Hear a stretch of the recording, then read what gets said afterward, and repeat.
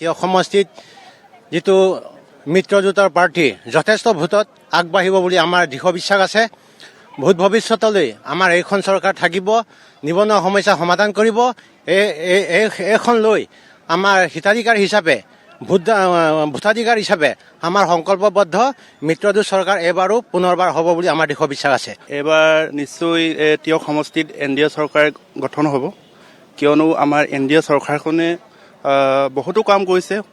যোৱা 5 বছৰ 10 বছৰৰ পৰা বুলি ক'ব পাৰি, যিহেতু আন্তঃগাঁথনিৰ পৰা আদি কৰি বিশাল এই জনসভাত আজি আমি বিশ্বাসী হৈ পৰিছোঁ যে আমাৰ বিকাশ শইকীয়া ডাঙৰীয়া আমাৰ মিত্ৰজোঁটৰ প্ৰাৰ্থী বিপুল ভোটত জয়ী হ'ব। বিকাশ শইকীয়া যি মিত্ৰজোঁটৰ আমাৰ প্ৰাৰ্থী, তেখেতে আগৰ পৰাই এই সমষ্টিটোৰ হৈ বহুত কাম কৰিছে আৰু এক জ্বলন্ত প্ৰমাণ মই আৰু উৎসাহ বঢ়াই গ'ল। আমি এতিয়া পুৰা সম্পূৰ্ণ বিশ্বাস 110 আমাৰ প্ৰাৰ্থী বিজয়ী হৈ উঠিব।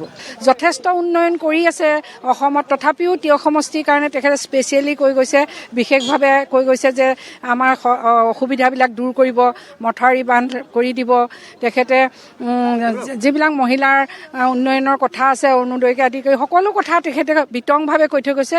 গতিকে আমি আশাবাদী বিকাশ শইকীয়া বিশাল ভোটত, বহুত ভোটত, তেখেতেতো 40,000 ভোট বুলি কোৱা শুনিছোঁ, কিন্তু আমি আশা কৰিছোঁ আৰু আমি চেষ্টা কৰিম যাতে আৰু ভোট আমি দিব পাৰোঁ।